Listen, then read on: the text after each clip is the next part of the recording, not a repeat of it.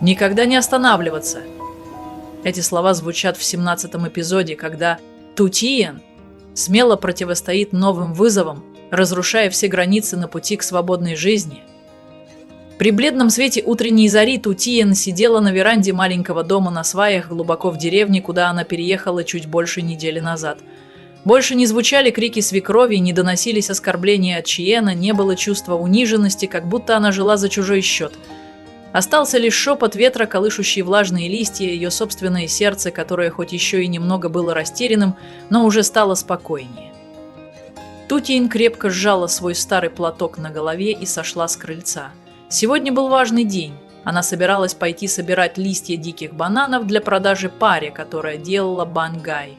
Она познакомилась с ними несколько дней назад и была приглашена попробовать их выпечку, поэтому хотела отблагодарить, предоставив ингредиент. Ее шаги были легкими и уверенными, словно она давно привыкла к жизни в горах, когда по тенистым тропинкам под сводами банановых деревьев она ловко подбирала большие здоровые листья. Добравшись до дома у господина и госпожи Сау, аромат свежей Бан Гай разнесся по округе. Госпожа Сау радостно встретила ее, одновременно завертывая лепешки и ведя оживленную беседу. «Кокуинг, сегодня твои листья просто великолепны, они сделают наши банхи еще вкуснее», сказала она широкой улыбкой, называя ее новым именем, которое дали ей местные жители. Ту Тиен тихо улыбнулась, не исправляя ее, подумав, что, возможно, жить новой жизнью с новым именем вовсе не так уж плохо. После того, как она помогла госпоже Сау аккуратно сложить листья и завернуть бан, Ту Тиен села, чтобы попробовать один из них. Сладкий, ароматный вкус, смешанный с легкой мягкой текстурой, напомнил ей о праздниках на родине, где звучал смех, но вместе с тем сохранялась и горечь утрат. Она тихо вынула несколько мелких купюр и спрятала их в складки своего платка. Этот платок теперь стал не просто защитой от солнца и дождя, а настоящим хранилищем ее скромных, но решительных сбережений. Ту Тиен вышла из хижины, держа в руках букет оставшихся банановых листьев, с тяжелым, но нежным сердцем. Теперь она уже не была отвергнутой женой, а постепенно превращалась в самостоятельную женщину. Тихую, но стойкую. Горный ветер, проникающий сквозь ее одежду, приносил с собой утреннюю росу и хрупкие надежды. Каждый ее шаг домой казался легким, как перышко, но внутри она знала, что идет вперед уверенно, как никогда прежде. По дороге домой она зашла к небольшому ручью, чтобы умыть руки и наблюдать за журчанием воды. Грязь смывалась с рук, но раны в ее сердце требовали еще времени для заживления. Она подняла глаза, увидела густой зеленый лес и тихо улыбнулась.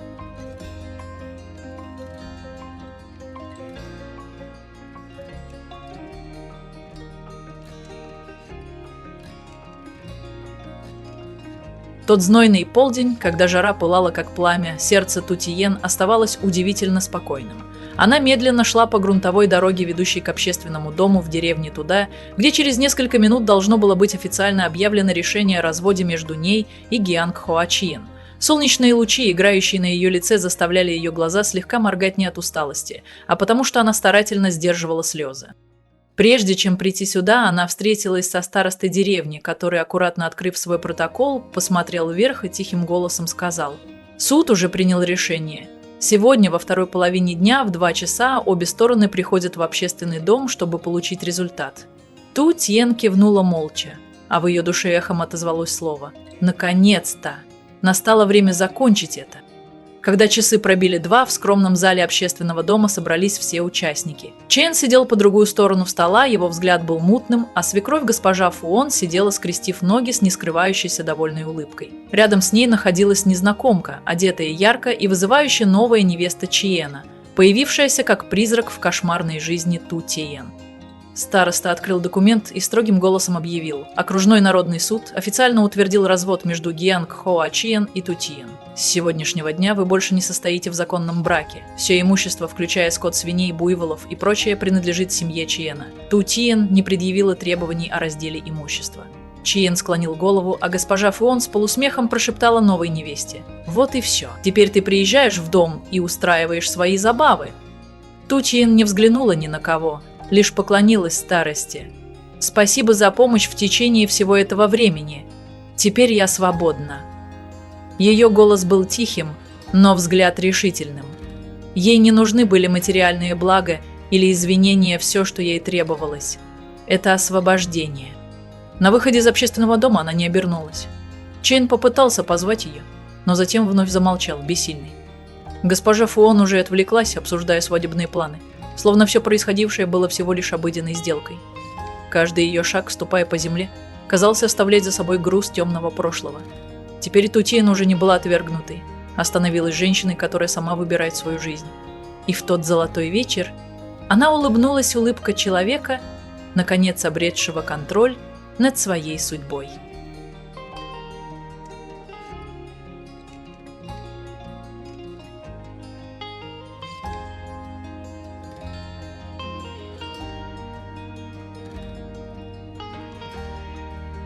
На следующее утро после развода староста деревни зашел в маленький дом Тутиен.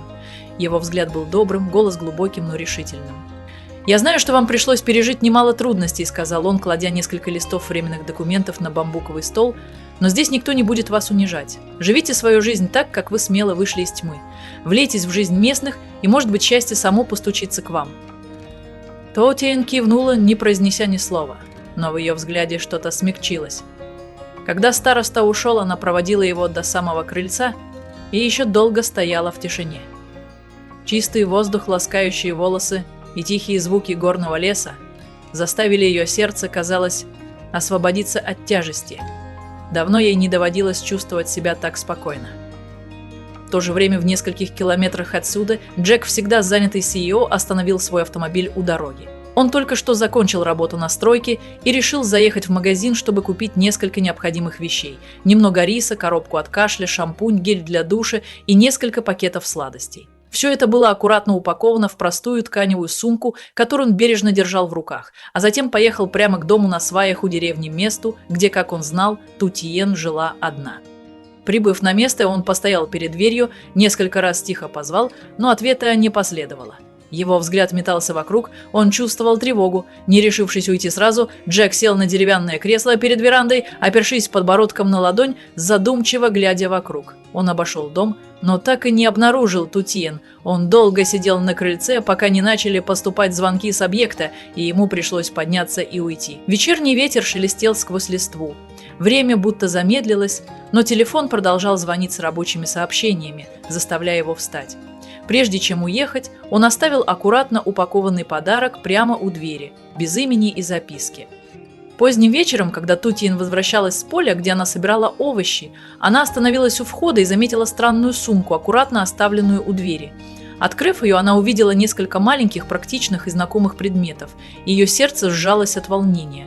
Без лишних вопросов она поняла, кто оставил этот подарок. Сев на порог, она крепко прижала сумку к себе, подняла взгляд на зеленые бамбуковые заросли, шелестящие на ветру, и почувствовала неожиданное тепло. В мире, который когда-то был для нее холодным, все еще был кто-то, кто молча о ней заботился.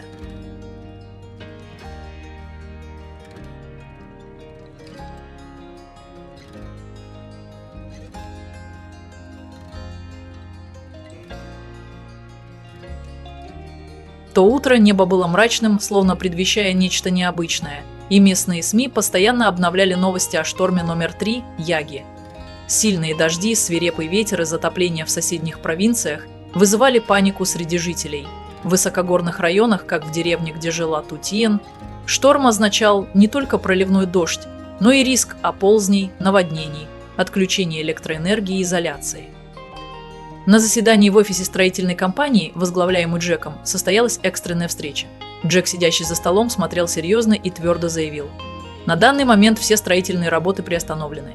Руководители участков должны немедленно эвакуировать рабочих и технику в безопасные места.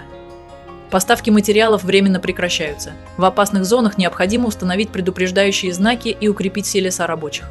Особое внимание и круглосуточное дежурство медицинской службы». Один из инженеров обеспокоенно спросил: «А что насчет сроков выполнения работ?» Джек сделал паузу, затем уверенно ответил: «Сроки можно будет наверстать, но если потерять человека, его уже не вернуть. Безопасность – наш приоритет номер 1». Заседание завершилось в атмосфере решительности, и все тут же принялись за работу. Сам же Джек, уладив все вопросы, сел за руль с сумкой с вещами в руках. Никто не знал, что его следующая остановка – маленький дом в горах, где проживает одна девушка, о которой он всегда молча заботился. Прибыв на место, он надел каску, взял сумку и вошел в крыльцо. Ту Тиен, которая сидела под навесом и занималась стрижкой овощей, вздрогнула, увидев его. «Джек?» – удивленно спросила она. «Шторм приближается», – ответил он. «Я принес немного вещей для тебя. Лекарства от простуды, шампунь и немного еды. Не выходи на улицу во время сильного дождя, это опасно». Ту Тиен приняла сумку. Глаза ее блестели от эмоций. «Спасибо тебе, что вспомнил обо мне». Они вместе сели за стол, где их ждала простая еда, тарелка супа из листьев амаранта, немного сушеной рыбы и свежий рис. В этот момент атмосфера стала по-настоящему теплой.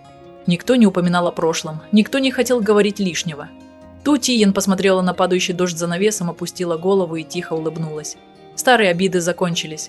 Перед ней хоть и неизвестно, что ждет в будущем, но, по крайней мере, сегодня она не чувствовала себя одинокой. И среди стука дождевых капель пробился теплый луч, едва заметный, но достаточный, чтобы зажечь искру надежды в ее сердце.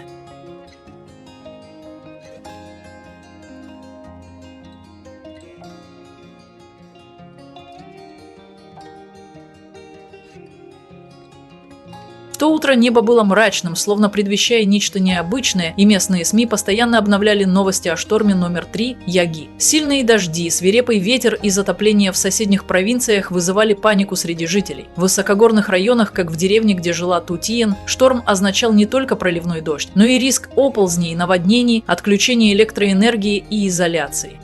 На заседании в офисе строительной компании, возглавляемой Джеком, состоялась экстренная встреча. Джек, сидящий за столом, смотрел серьезно и твердо заявил: на данный момент все строительные работы приостановлены. Руководители участков должны немедленно эвакуировать рабочих и технику в безопасные места.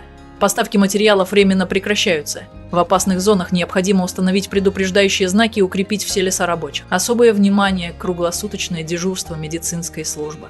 Один из инженеров обеспокоенно спросил: «А что насчет сроков выполнения работ?» Джек сделал паузу, затем уверенно ответил: «Сроки можно будет наверстать, но если потерять человека, его уже не вернуть. Безопасность – наш приоритет номер один». Заседание завершилось в атмосфере решительности, и все тут же принялись за работу. Сам же Джек, уладив все вопросы, сел за руль с сумкой с вещами в руках. Никто не знал, что его следующая остановка – маленький дом в горах, где проживает одна девушка, о которой он всегда молча заботился. Прибыв на место, он надел каску, взял сумку и вошел в крыльцо. Ту Тиен, которая сидела под навесом и занималась стрижкой овощей, вздрогнула, увидев его. «Джек?» – удивленно спросила она. «Шторм приближается», – ответил он. «Я принес немного вещей для тебя, лекарства от простуды, шампунь и немного еды. Не выходи на улицу во время сильного дождя, это опасно». Ту Тиен приняла сумку, глаза ее блестели от эмоций. «Спасибо тебе, что вспомнил обо мне». Они вместе сели за стол, где их ждала простая еда, тарелка супа из листьев амаранта, немного сушеной рыбы и свежий рис. В этот момент атмосфера стала по-настоящему теплой. Никто не упоминал о прошлом, никто не хотел говорить лишнего. Ту Тиен посмотрела на падающий дождь за навесом, опустила голову и тихо улыбнулась. Старые обиды закончились. Перед ней хоть и неизвестно, что ждет в будущем, но, по крайней мере, сегодня она не чувствовала себя одинокой. И среди стука дождевых капель пробился теплый луч, едва заметный, но достаточный, чтобы зажечь искру надежды в ее сердце.